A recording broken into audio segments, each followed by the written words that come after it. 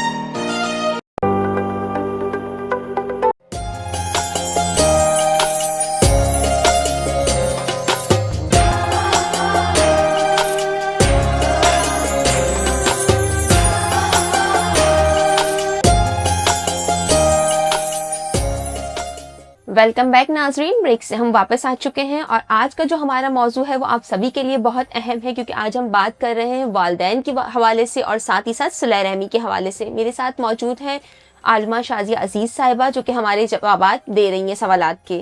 اچھا شازیہ صاحبہ، ایک چیز اور بتائیے گا، عموماً دیکھا گیا ہے کہ جب لڑکیوں کی شادی ہو جاتی ہے، شادی کر کے وہ دوسرے گھر میں چلی گئی ہیں، تو اب وہ اپنے ماں باپ کی خدمت کو کس طریقے سے کریں گی؟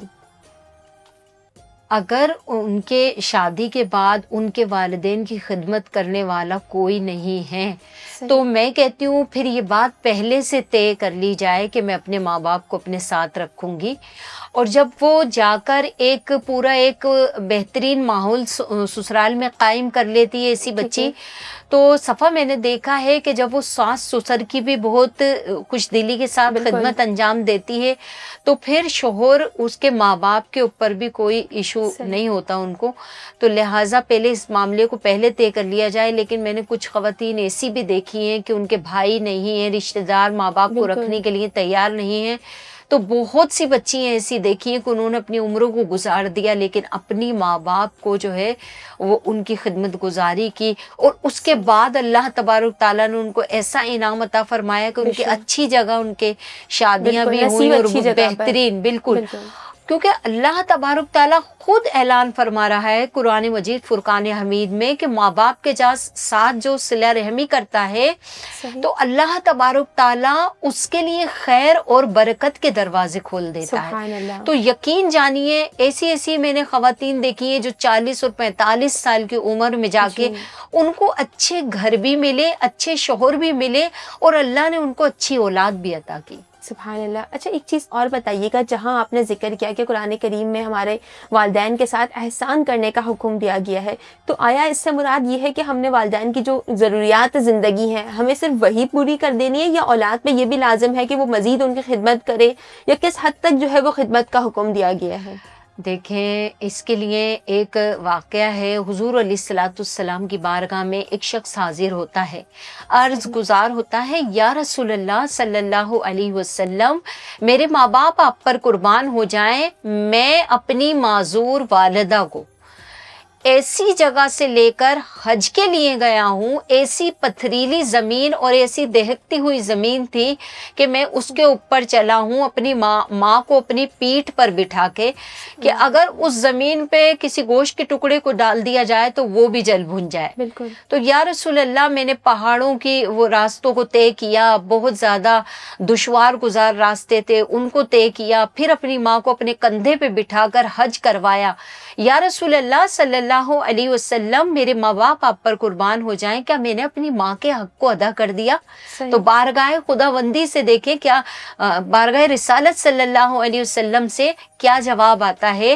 آپ علیہ الصلوۃ والسلام فرماتے ہیں کہ جس وقت تو ان کے پیٹ میں تھا اپنی ماں کے، اور تو نے ایک کروٹ لی تھی، اس وقت جو اس کو ایک تکلیف ہوئی تھی، ایک درد ہوا تھا، تو نے اس کا بھی حق ادا نہیں کیا. تو ہم اپنے ماں باپ کے حق کو ادا کر ہی نہیں سکتے. اور دیکھیں، زندگی میں ہر رشتے کی ہمیں کوئی نہ کوئی قیمت چکانی پڑتی ہے. صفا والدین کا جو مرتبہ ہے، ان کا جو عزت اور مقام ہے نا، وہ ایسی بے لوث ہے کہ اس کے لیے ہمیں کوئی قیمت نہیں چکانی پڑتی. ہم اگر ان کے سامنے جتنا مرضی بول جائیں کچھ بھی، لیکن ایک مرتبہ ان کی گود میں سر رکھ لیں تو واپس اپنی چھاؤں میں چھپا لیتے ہیں، بھلا دیتے ہیں. لیکن دیکھیں، اگر اسی طرح ہم اپنے بہن بھائیوں سے کچھ سخت الفاظ بول جاتے ہیں تو بہن بھائی ان چیزوں کو دل میں رکھتے ہیں، اور وقت آنے پہ وہ ہمیں اس چیز کو یاد دلاتے رہتے ہیں بار بار کہ تم نے فلاں دن یہ کیا تھا. لیکن والدین ہیں جو اپنی اولاد کو کچھ کہتے ہی نہیں ہیں. اگر دیکھا جائے تو ہم کسی بھی رشتے میں اگر ہوتی ہے کوئی بھی نرمی گرمی پیش آتی ہے تو احسان فوراً جتلا دیا جاتا ہے، لیکن ماں باپ کا وہ رشتہ ہوتا ہے کہ جس میں آپ کو سمجھنے کہ ان ریٹرن آپ سے کچھ نہیں مانگا جا رہا ہوتا. بالکل، والدین یہ چاہتے ہیں اپنی زندگی میں کہ میری اولاد کو کسی بھی قسم کی کوئی پریشانی نہ ہو. لیکن پتہ یہ چیزیں اس وقت ہمیں پتہ چلتی ہیں جب وہ دنیا سے چلے جاتے ہیں، یا ہم خود ماں باپ بنتے ہیں، اس وقت ہمیں پتہ چلتی ہے کہ ہمارے ماں باپ نے ہم اتنے سارے بہن بھائیوں کو کیسے پالا ہوگا. کیونکہ دیکھیں، ہم اپنی اولاد کو آج پال رہے ہیں تو کتنی اسٹرگل کرنی پڑ رہی ہے ہمیں، آپ کو اور مجھے سب کو، کہ کتنی پریشانیوں کے بعد ہمارے ماں باپ نے اتنا بڑا کیا تھا. تو میں کہتی ہوں کہ اگر جن کے ماں باپ حیات ہیں تو انہیں چاہیے کہ ان کی بہت زیادہ بے انتہا خدمت کریں، ان کو فروٹس کھلائیں، ان کی صحت کا خیال رکھیں، ان کے اچھے کپڑوں کا، اچھے جوتوں کا خیال رکھیں. ان کو دیکھیں جب بڑھاپے کو ماں باپ پہنچ جاتے ہیں تو وہ ایک بچے کے طرح ہو جاتے بالکل ہیں، ایسے ہی ہے. بار بار روتے بھی ہیں، بار بار باتیں بھی سناتے ہیں. جب وہ بڑھاپے کو پہنچ جاتے ہیں تو پھر ہمیں ان کے ساتھ بالکل، آپ یقین کریں میں مدرسہ پڑھانے جاتی تھی تو اکثر میرا دل تھوڑا پریشان ہوتا تھا تو میں اپنی دوست کے یہاں چلی جاتی تھی، صرف کیا چیز دیکھنے کے لیے کہ اس کی بوڑھی نانی جن پر فالج کا اٹیک ہو چکا تھا اور وہ چیختی رہتی تھی. تو میری جو دوست کی امی تھی وہ ان کے سرہانے بیٹھ جاتی تھی اور ان کے سر میں انگلیاں پھیرتی رہتی تھی، ان کی کمر پہ ہاتھ پھیرتی تھی، ان کے سینے پہ ہاتھ پھیرتی تھی پیار سے، انہیں بچوں کی طرح باتیں کرتی تھی جیسے ہم 1-2 مہینے کے بچے سے باتیں کرتے ہیں نا. تو وہ انہیں اتنا بہلانے کی کوشش کرتی تھی اور آپ یقین کریں کہ وہ چپ بھی ہو جاتی تھی. پھر اپنی بیٹی کا ہاتھ پکڑ کے کہتی تھی کہ اللہ تجھے کسی کا محتاج نہ کرے. وہ اکثر یہی دعا دیتی تھی. میں روتی رہتی تھی ان کو دیکھ کے کہ یہ اپنی ماں سے کس قدر پیار کرتی ہیں، 24 گھنٹے ان کی خدمت کرتی تھی. آپ یقین جانیں یہ حال میں نے جب ان کا آخری وقت آیا تو ان کی بڑی بیٹی نے ان کی اتنی خدمت کی کہ میں آپ کو کچھ نہیں کہہ سکتی. اتنا ان کا جو آخری وقت تھا انتہائی سکون سے وہ اس دنیا سے گئی. تو واحد یہ ایسی نیکی ہے صفا کہ ہم اپنے ماں باپ کے ساتھ اچھا کرتے ہیں تو اللہ نے کیا ایک گناہ ایسا ہے کہ اس کی سزا دنیا میں ہی، بہت سے تو گناہ ایسے ہیں کوئی بھی گناہ کرتے ہیں اس کی سزا آخرت پہ رکھ دی جاتی ہے، لیکن والدین کے ساتھ جب ہم کوئی برا سلوک کرتے ہیں تو اس گناہ کی سزا ہمیں دنیا میں ہر صورت کاٹنی ہوگی. یعنی اچھا سلوک کریں گے تو اللہ ہماری اولاد کی صورت میں ہمیں اچھا دکھائے گا، اور اگر ہم نے اپنے ماں باپ کے ساتھ بد اخلاقی کی ہے، برا کیا ہے تو اس کی سزا ہم دنیا میں دیکھ کر جائیں گے. اور اللہ نے کہا کہ جو بڑی طاق راتیں جو جاگنے کی آتی ہیں، شب رات ہے، شعبان ہے اور یہ رمضان کی بڑی راتیں ہیں، رجب کی ہیں، تو اللہ تعالیٰ فرماتا ہے ان راتوں میں بھی بخشش کی جاتی ہے، لیکن جو ماں باپ کے نافرمانے میں ان بڑی راتوں میں بھی ان کی بخشش نہیں فرماتا. بالکل اسی طرح سے ہے. اچھا جی، ایک سوال آخری میں آپ سے لینا چاہوں گی کیونکہ پروگرام کا وقت ہوتا ہے ہمارا مختصر. جو رشتہ دار تعلق توڑ دیتے ہیں یا قطع تعلقی کرتے ہیں، اب ایسے رشتہ داروں کے ساتھ جو ہے وہ کیسا سلوک رکھا جائے؟ دیکھیے اللہ کے رسول صلی اللہ علیہ وسلم کا تو فرمان عالی شان یہ ہے کہ جو تم سے توڑے تم اس سے جوڑو، اور جو تم پر ظلم کرے تم اس کے ساتھ صلہ رحمی کرو. تو لہٰذا رشتہ داروں کے ساتھ تو بہت ہی حسن سلوک کا حکم فرمایا گیا ہے. قرآن مجید فرقان حمید میں سورہ قدر میں بھی اللہ تبارک تعالیٰ نے فرمایا ہے کہ جو رشتہ توڑتا ہے میں ان بڑی راتوں میں انہیں نہیں بخشتا، اور جو ہے ان کو کسی صورت بھی معافی نہیں ہے. تو لہٰذا دنیا بہت چھوٹی سی چیز ہے، اگر کوئی ناراض ہے تو اس کو منا لیں، جا کے منا لیں، اور پھر بھی اگر اس کے دل میں کچھ باتیں ہیں تو آپ اللہ کی طرف سے بری الذمہ ہیں. صحیح. ناظرین، اسی کے ساتھ ہمارے اس پروگرام کا وقت مختصر ہوتا ہے تو ختم ہو چکا ہے. انشاءاللہ تعالیٰ کل پھر آپ سے ملاقات ہوگی، لیکن آخر میں آپ سے بس اتنا کہنا چاہوں گی کہ رمضان المبارک کے ان ایام میں کوشش کریں کہ جو رشتے آپ سے روٹھ گئے ہیں ان کو منا لیجئے، کیونکہ رشتہ توڑنے سے بہتر ہے کہ رشتوں کو جوڑ لیا جائے. اسی کے ساتھ آپ سے الوداع لوں گی. انشاءاللہ تعالیٰ کل پھر آپ سے ملاقات ہوگی ایک نئے موضوع کے ساتھ. تب تک کے لیے اپنا بہت خیال رکھیے گا. اللہ حافظ.